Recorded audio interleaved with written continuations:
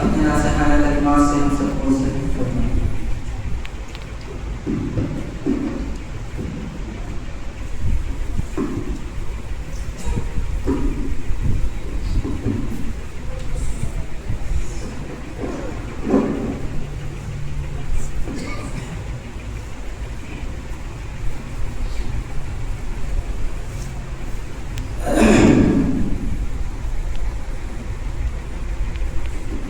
بسم الله الرحمن الرحيم الحمد لله رب العالمين والصلاة والسلام على سيد الأنبياء والمرسلين محمد وعلى آله وصحبه أجمعين أما بعد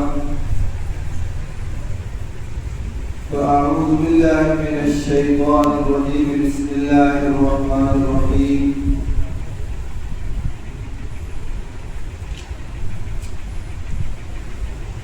إنا أنزلناه في ليلة القدر وما أدراك ما ليلة القدر ليلة القدر خير من ألف شهر تنزل الملائكة والروح فيها بإذن ربهم من كل أمر سلام هي حتى مطلع الفجر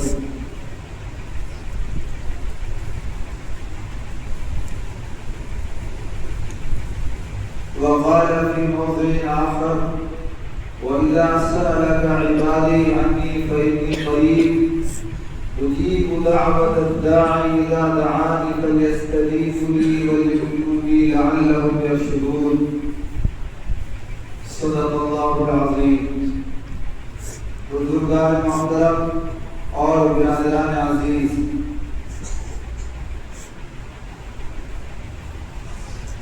اس وقت کوئی لمبی چوڑی تقریر کرنا مقصود نہیں ہے،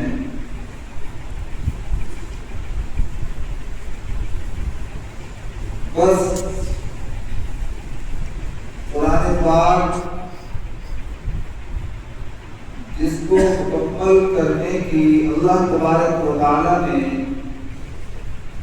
ہم کو توفیق عطا فرمائی، اس نعمت پر اظہار شکر کرنا اور اس موقع سے فائدہ اٹھاتے ہوئے اللہ تبارک و تعالی کے حضور اپنی حاجات کے لیے دعا کرنا اور اللہ تعالی سے فریاد کرنا مقصود ہے۔ تو اس موقع پر ہمیں دو کام کرنے ہیں۔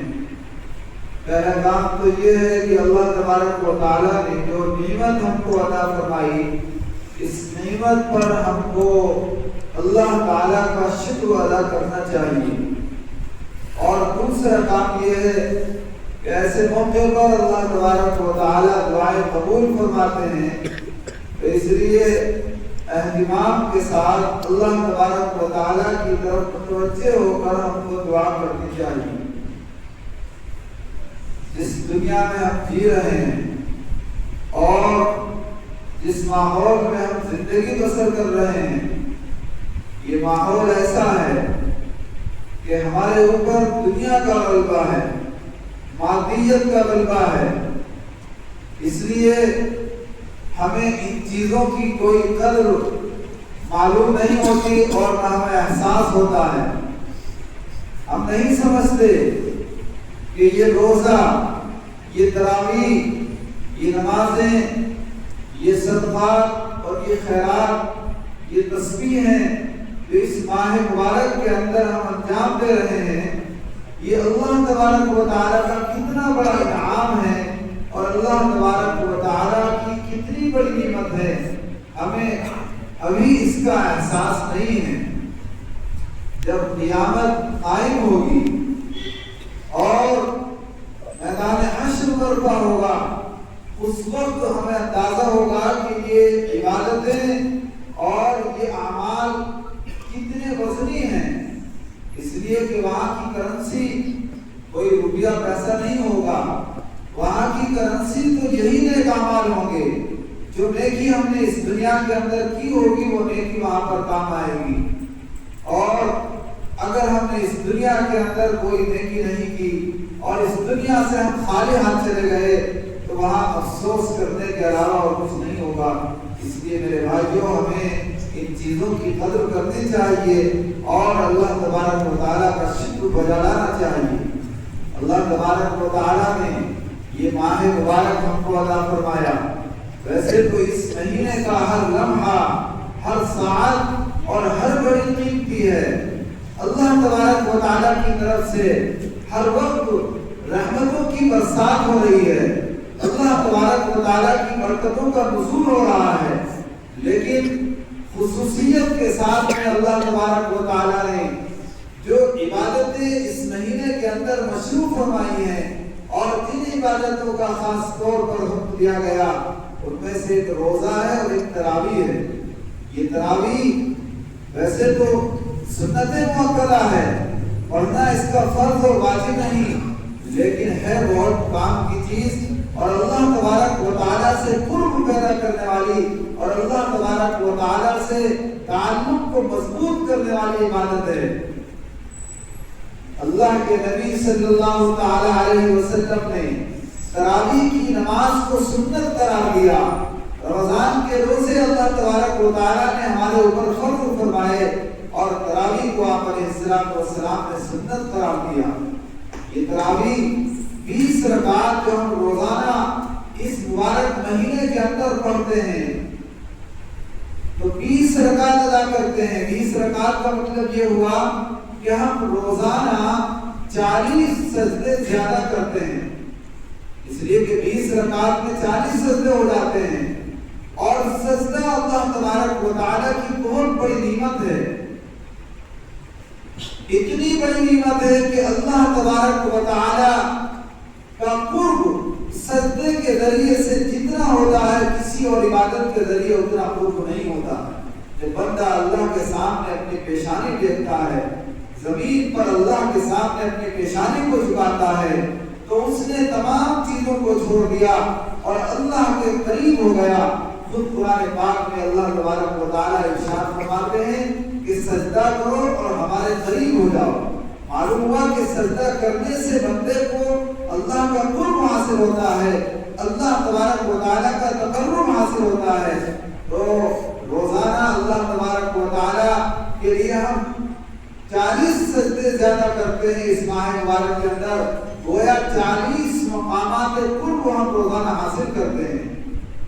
اور پھر مزید برآں اللہ تبارک و تعالیٰ نے اس تراویح کے اندر قرآن پاک پڑھنے کا حکم دیا کہ تراویح میں قرآن پاک پڑھو اور قرآن پاک کو مکمل کرو۔ قرآن پاک اللہ کا پاک کلام ہے، اللہ تبارک و تعالیٰ کی صفت ہے۔ قرآن پاک کے ذریعے سے بندے کو اللہ کا قرب حاصل ہوتا ہے، سجدے کے ذریعے سے بھی قرب ہوتا ہے اور اللہ کے پاک کلام کے ذریعے سے بھی قرب حاصل ہوتا ہے۔ قرآن پاک کا پڑھنا بھی عبادت، سننا بھی عبادت ہے، دیکھنا بھی عبادت ہے۔ تو روزانہ اللہ تبارک و تعالیٰ نے ہمیں توفیق دی کہ ہم نے امام کے پیچھے قرآن پاک مکمل سنا اور قرآن پاک کو امام صاحب نے پڑھا۔ یہ اللہ تبارک و تعالیٰ کا بہت بڑا انعام ہے۔ اللہ کے نبی علیہ السلام ارشاد فرماتے ہیں اقرؤوا القرآن فإنه يأتي يوم القيامة شفيعا، کہ لوگوں قرآن پڑھو کیونکہ قیامت کے دن یہ قرآن اپنے پڑھنے والوں کے لیے سفارشی بن کر جائے گا۔ حدیث پاک کے اندر آتا ہے کہ قیامت کے دن یہ روزہ اور یہ قرآن جو روزانہ ہم سن رہے ہیں اللہ تبارک و تعالیٰ کے دربار میں شفاعت کریں گے کہ روزہ کہے گا اے پروردگار، میں نے ان کو دن میں کھانے پینے سے روکے رکھا، نفسانی خواہشات کی تکمیل سے روکے رکھا، لہذا میری شفاعت اس کے حق میں قبول فرما۔ اللہ تعالیٰ روزے کی شفاعت قبول فرمائیں گے۔ قرآن کہے گا کہ اے پروردگار، میں نے اس کو رات میں سونے سے روکے رکھا، اس کا آرام میں نے ختم کر دیا اور میری خاطر اس نے سب کچھ چھوڑ دیا اور آپ کے پاک کلام کو اس نے توجہ سے سنا، لہذا میری شفاعت اس کا حق میں قبول فرما۔ روزے کی بھی شفاعت قبول کی جائے گی اور اللہ تبارک و تعالیٰ قرآن پاک کی شفاعت بھی قبول فرمائیں گے۔ یہ قرآن پاک بہت بڑی دولت ہے اور بہت بڑی نعمت ہے، ہمیں اس کا اندازہ نہیں ہے۔ اللہ کے نبی علیہ السلام فرماتے ہیں کہ ایک حرف کے پڑھنے پر اللہ تبارک و تعالیٰ 10 نیکیاں عطا فرماتے ہیں۔ کتنی بڑی سعادت ہے جن لوگوں نے قرآن پاک کو مکمل پڑھا اور مکمل قرآن پاک کو سنا، انہوں نے کتنی نیکیاں اپنے نامہ اعمال کے اندر جمع کر لی، ہم اس کا اندازہ نہیں لگا سکتے۔ اس لیے ہم کو چاہیے کہ ہم ان نعمتوں کا شکر ادا کریں، اور ان نعمتوں کا شکر یہی ہے کہ ہم قرآن پاک کو اپنی زندگی کے اندر داخل کریں اور قرآن پاک کا ہم احترام کریں، اس کی عظمت کریں، اس سے محبت کریں اور قرآن پاک کی روزانہ پابندی کے ساتھ تلاوت کریں۔ میرے بھائیوں، آج ہم مسلمانوں کے گھروں کے اندر قرآن پاک کی تلاوت کا جو اہتمام پہلے ہوا کرتا تھا وہ ختم ہوتا چلا جا رہا ہے۔ آج گھروں سے قرآن پاک کی تلاوت کی آواز نہیں آتی۔ پہلے جب مسلمان فجر کی نماز پڑھ لیتے تو فجر کی نماز کی ادائیگی کے بعد سب سے پہلا کام قرآن پاک کی تلاوت کا ہوتا تھا، اس کے بعد دیگر کام ہوا کرتے تھے۔ لیکن آج ہمارے گھروں سے، ہمارے ماحول اور ہمارے معاشرے سے قرآن پاک کی تلاوت کا جو معمول تھا وہ ختم ہو رہا ہے۔ ہمیں اس معمول کو زندہ کرنا ہے اور قرآن پاک کی تلاوت کو اپنے اوپر لازم کر لینا ہے۔ اس لیے کہ قرآن پاک کی تلاوت ہم کریں گے تو ہمارے گھروں کے اندر خیر و برکت ہوگی، اللہ کی رحمت کا نزول ہوگا، سکینت کا نزول ہوگا اور گھر کے اندر جو پریشانیاں ہیں وہ دور ہوگی۔ آج مسلمان شکایت کرتے ہیں کہ ہمارے گھر کے اندر آصف کا اثر ہے، جنات کا اثر ہے، فلاں پریشانی ہے، فلاں پریشانی ہے، اور عاملوں کے پاس، دھوکے باز لوگوں کے پاس جا کر کے اپنے ایمان کو بھی خراب کرتے ہیں اور گناہ کے مرتکب ہوتے ہیں۔ ان کو چاہیے کہ وہ قرآن پاک سے اپنا رشتہ مضبوط کریں اور قرآن پاک کی تلاوت کا اہتمام کریں، یہ ساری پریشانیاں دور ہو جائیں گی۔ جس گھر کے اندر قرآن پاک کی تلاوت ہوتی ہے اس گھر کے اندر شیاطین نہیں آتے۔ اللہ کے نبی علیہ السلام کی احادیث سے یہ سب باتیں معلوم ہوتی ہیں۔ اور دوسرے، جو بندہ پابندی سے قرآن پاک کی تلاوت کرتا ہے، اللہ تبارک و تعالیٰ اس بندے کو عذاب قبر سے محفوظ رکھتے ہیں۔ قبر اس کے لیے جنت کا باغیچہ بن جاتی ہے اور قبر اس کے لیے جنت بن جاتی ہے، جنت کی کھڑکیاں اس کے لیے کھول دی جاتی ہیں۔ ایک واقعہ کتابوں کے اندر پڑھا ہے، ایک شخص کا معمول تھا کہ وہ روزانہ قرآن پاک کی تلاوت کر کے سوتا تھا، صبح کو بھی قرآن کی تلاوت کرتا، شام کو بھی قرآن کی تلاوت کرتا، اس کا یہ معمول تھا۔ ایک آدمی سویا اور معاملات مکمل کرنے کے بعد جب وہ سو گیا تو اس کے خواب میں اللہ والے آئے اور بزرگوں نے آ کر کے اس کو بیدار کیا۔ وہ سو رہا ہے اور سونے کی حالت میں خواب دیکھتا ہے کہ ایک بزرگ آئے اور کہا کہ اٹھو، آج کی رات سونے کی نہیں جاگنے کی رات ہے۔ چنانچہ وہ شخص جلدی سے اٹھا اور اٹھ کر کے گھر سے باہر نکلا تو اس نے دیکھا کہ میں کسی نئی جگہ پر موجود ہوں، ایسی بستی ایسے محلے میں ہوں جس سے میں واقف نہیں ہوں۔ وہ پھر آگے بڑھا اور دیکھا کہ یہ کوئی بالکل نئی جگہ ہے۔ آگے چلتا رہا یہاں تک کہ وہ بستی سے باہر ہو گیا۔ اس نے دیکھا کہ بستی سے باہر ایک بڑا ہی خوبصورت باغ ہے، بڑا سب کو شاداب اور ہرا بھرا باغ ہے۔ وہ اس کے اندر داخل ہو گیا۔ وہ کیا دیکھتا ہے کہ باغ بڑا حسین و جمیل ہے، ایک طرف تو لہلاتے ہوئے ہرے بھرے درخت ہیں اور دوسری طرف خوشبودار پھول ہیں اور بیچ میں ایک راستہ ہے۔ اور وہ چلتا رہا، دیکھا کہ کچھ دور کے بعد اس باغ کے بالکل بیچ میں ایک مسحری اور ایک تخت لگا ہوا ہے جس کے اوپر قالین بچھا ہوا ہے، تکیے لگے ہوئے ہیں اور دو حسین و جمیل عورتیں پنکھا لیے ہوئے کھڑی ہیں اور اس انتظار میں ہیں کہ کوئی آئے اور ہم اس کو ہوا کریں اور اس کے لیے پنکھا دیں۔ وہ شخص حیرت میں پڑ گیا کہ یا اللہ، میں کہاں پر آ گیا؟ اور جن بزرگوں نے اس کو بیدار کیا تھا وہ نظر نہیں آ رہا ہے کہ وہ کہاں چلے گئے۔ وہ حیرت کے عالم میں تھا۔ پھر کیا دیکھتا ہے کہ اس تخت اور اس مسیحی کے پیچھے ایک سنگ مرمر کا محل ہے، ایک عظیم الشان محل ہے جس کی خوبصورتی کا اندازہ نہیں لگایا جا سکتا کہ وہ کتنا خوبصورت اور عالیشان محل تھا۔ وہ حیرت کی حالت میں ہے اور عالم حیرت میں ہے۔ اسی حالت میں وہ بزرگ جنہوں نے اس آدمی کو بیدار کیا تھا وہ نظر آ گئے۔ اس نے انہیں آواز دی اور کہا کہ بڑے میاں آپ نے مجھ کو اچھا بیدار کیا اور میں تو پتہ نہیں کہاں پر پہنچ گیا اور حیرت میں ہوں کہ آخر یہ کیسا باغ ہے اور کیسا یہ تخت ہے اور یہ جو محل نظر آ رہا ہے یہ کیا منظر ہے، کچھ سمجھ میں نہیں آ رہا ہے۔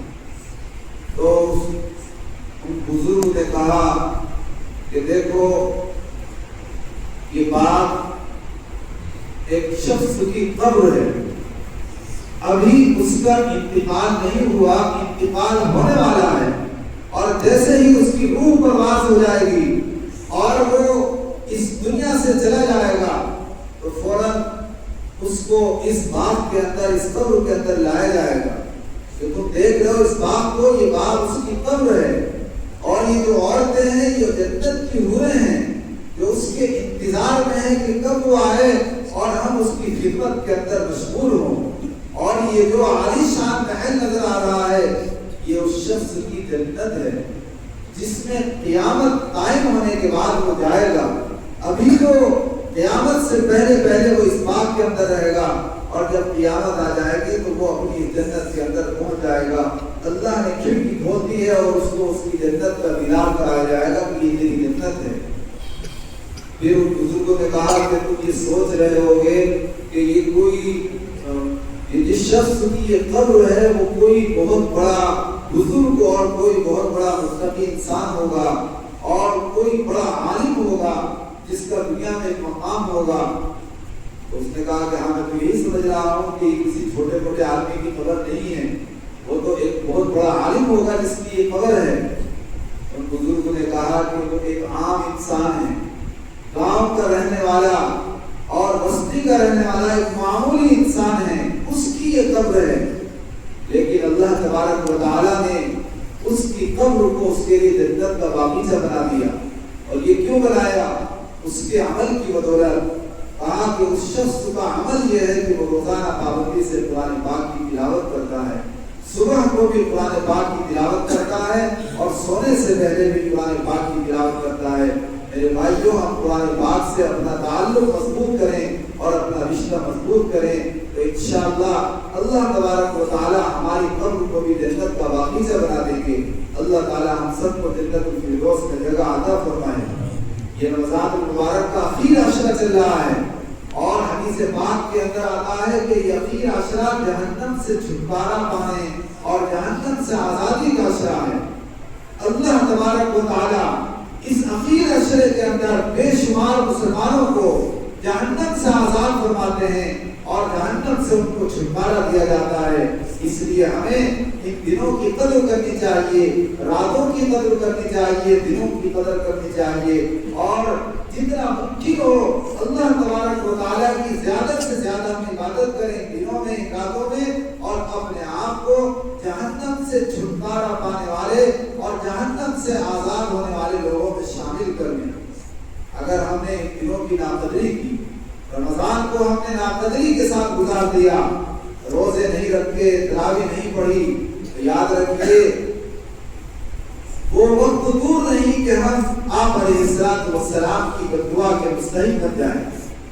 آپ نے حدیث پاک کے اندر سنا ہوگا، مشہور واقعہ ہے کہ ایک مرتبہ آپ علیہ السلام مسجد نبوی کے اندر خطبہ دینے کے لیے ممبر پر چڑھے۔ پہلی سیڑھی پر جب آپ نے قدم مبارک رکھا تو آمین فرمایا، پھر دوسری سیڑھی پر قدم رکھا تو پھر فرمایا آمین، اور پھر تیسری سیڑھی پر قدم رکھا تو فرمایا آمین۔ صحابہ کرام نے یہ حالت اس سے پہلے کبھی نہیں دیکھی تھی۔ جب نماز سے فراغت ہو گئی تو سوال کیا کہ یا رسول اللہ، آج تو ہم نے ایک عجیب و غریب عمل آپ سے دیکھا ہے، اس کا کیا مقصد ہے اور اس کی کیا تفصیل ہے، کچھ وضاحت فرمائیے۔ فرمایا کہ جس وقت میں نے پہلے زینے پر اور منبر کی پہلی سیڑھی پر قدم رکھا تو میرے پاس سید الملائکہ حضرت جبریل علیہ السلام تشریف لائے اور انہوں نے بددعا فرمائی اور کہا کہ ہلاک ہو جائے، ذلیل ہو جائے وہ شخص کہ جو مبارک مہینہ رمضان کو پائے اور وہ اپنی مغفرت نہ کرا سکے۔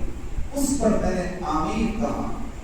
پھر انہوں نے کہا، جب دوسری سیڑھی پر میں نے قدم رکھا تو فرمایا ہلاک ہو جائے وہ شخص جو اپنے والدین کو یا ان میں سے کسی ایک کو بڑھاپے کی حالت میں پائے اور ان کی خدمت کر کے اپنے کو جنت کا مستحق نہ بنائے۔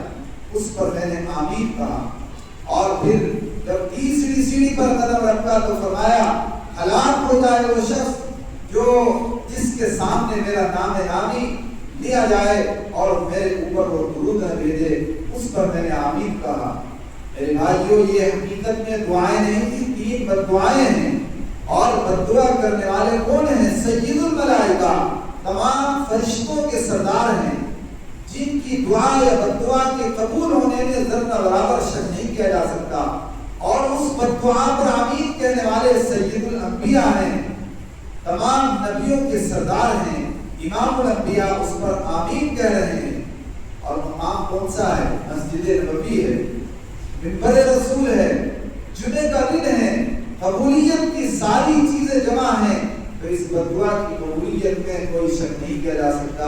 اس لیے میرے بھائیوں، جو لوگ اس مہینے کی ناقدری کرتے ہیں ان لوگوں کو ڈرنا چاہیے کہ کہیں ایسا نہ ہو کہ ہم اللہ کے نبی علیہ السلام کی بددعا کے مستحق بن جائیں۔ اس لیے ان دنوں کی ہم قدر کریں، اور ہم اگر اب تک ہم نے ان دنوں کو غفلت کی حالت میں گزارا اور رمضان کو اسی طرح گزارتے رہے، میرے بھائیو یاد رکھو اللہ تبارک و تعالیٰ بڑا معاف کرنے والا ہے۔ اگر آج ہی ہم سچے دل سے توبہ کر لیں اور عہد کر لیں کہ آئندہ کبھی گناہ نہیں کریں گے، اور اب تک جو غلطی ہوئی، جو خطا ہوئی، ہم اس کے اوپر نادم اور پشیمان ہیں، تو اللہ تبارک و تعالیٰ ہماری توبہ قبول فرما لیں گے اور ہماری خطاؤں کو معاف فرما دیں گے۔ اس لیے ہمیں آج کی اس مجلس میں توبہ بھی کرنی ہے اور اللہ تبارک و تعالیٰ سے دعا کرنی ہے۔ جہنم سے چھٹکارا پانے کی دعا کیجیے اور جنت کی طلب کی دعا مانگیے کہ اللہ تعالیٰ ہم سب کو جہنم سے چھٹکارا عطا فرمائے اور جنت میں ہم سب کو جگہ نصیب فرمائے۔ یہ جہنم بڑی خطرناک چیز ہے اور بڑی خطرناک، اس کا تصور کرنے سے روکے کھڑے ہو جاتے ہیں۔ آج تو چونکہ ہم غفلت کی حالت میں ہیں، اس لیے جہنم دوزخ کا تذکرہ کتنا ہی کر دیا جائے لیکن ہمارے اوپر کوئی اثر نہیں ہوتا۔ روزانہ ہم مردوں کو دفن کرتے ہیں، قبر میں اتارتے ہیں، لیکن ہمیں کچھ بھی احساس نہیں ہوتا، اس لیے کہ غفلت اتنی ہے کہ ہمارے دل گناہ کرتے کرتے سیاہ ہو گئے، نیکی کا کوئی اثر ہمارے اوپر نہیں ہوتا۔ ہمیں جہنم سے چھٹکارا اور جہنم سے رہائی کی دعا کرنی چاہیے، اس لیے کہ جہنم بہت خطرناک چیز ہے۔ اللہ کے نبی علیہ السلام نے حضرت جبریل علیہ السلام سے پوچھا کہ اے جبریل، ذرا جنت کے حالات کو بتلاؤ، جہنم کے حالات، کہ جہنم کیا چیز ہے؟ تو فرمایا یا رسول اللہ، اللہ تبارک و تعالیٰ نے 1000 سال جہنم کی آگ کو تپایا تو وہ سرخ ہو گئی، پھر 1000 سال تک اس کو دہکایا گیا تو وہ زرد ہو گئی، پھر 1000 سال تک اس کو دہکایا گیا تو وہ سیاہ ہو گئی۔ جہنم کی آگ اس وقت سیاہ ہے، بالکل تاریک ہے، اور اس کی تپش اور اس کی گرمی کتنی ہے، ایک حدیث سے اس کا اندازہ لگایا جا سکتا ہے۔ حضرت جبریل علیہ السلام سے اللہ تبارک و تعالیٰ نے کہا کہ اے جبریل، ذرا جہنم کے اندر جاؤ اور جا کر کے میرے آدم کے لیے دنیا میں آگ لے کر جاؤ۔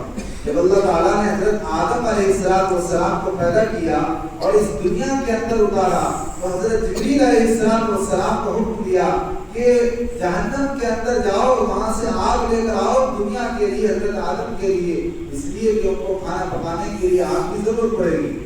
چنانچہ وہ جہنم کے اندر گئے اور جہنم کے اندر جا کر کے جہنم کا جو داروغہ تھا جس کا نام ہے مالک، جنت کے داروغہ کا نام رضوان ہے اور جہنم کے داروغہ کا نام مالک ہے، اس سے جا کر کے کہا کہ کچھ آگ دے دو، نے کہا کہ کتنی آگ چاہیے؟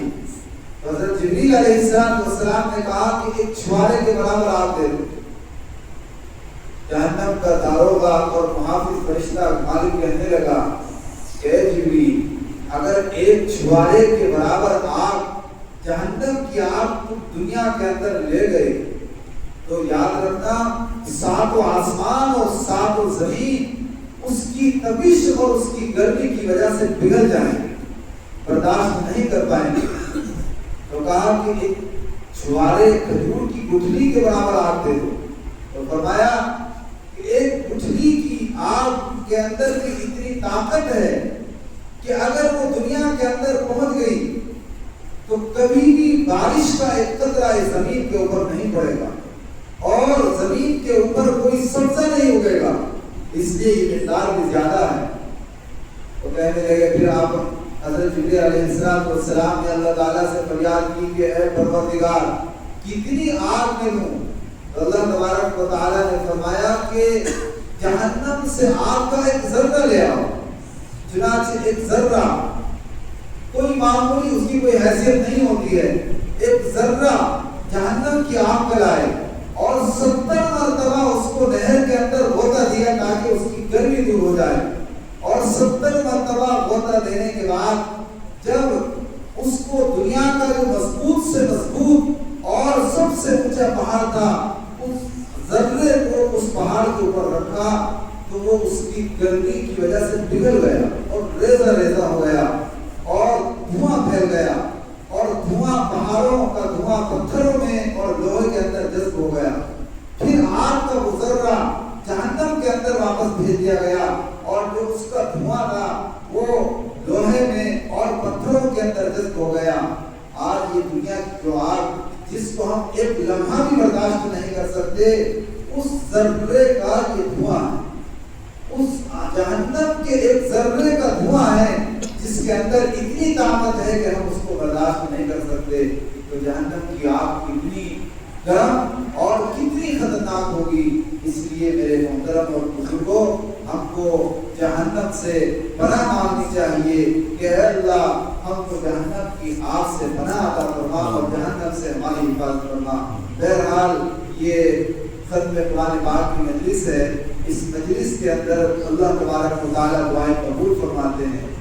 اب ہمیں دعا کرنی ہے، دعا سے پہلے اس تعلق سے جب باتیں اور سن لیجیے، جس مجلس میں قرآن پاک ختم ہوتا ہے اس مجلس کے اندر جب دعا کی جاتی ہے تو اللہ اس کو قبول فرماتے ہیں۔ حضرات صحابہ رضی اللہ تعالیٰ عنہ اجمعین کا یہ معمول تھا کہ ختم قرآن کے موقع پر دعائیں فرماتے تھے۔ حضرت عثمان غنی رضی اللہ تعالیٰ عنہ جو تیسرے خلیفہ ہیں، جب وہ قرآن پاک مکمل فرماتے تو اپنے گھر والوں کو جمع کرتے اور دعا فرماتے۔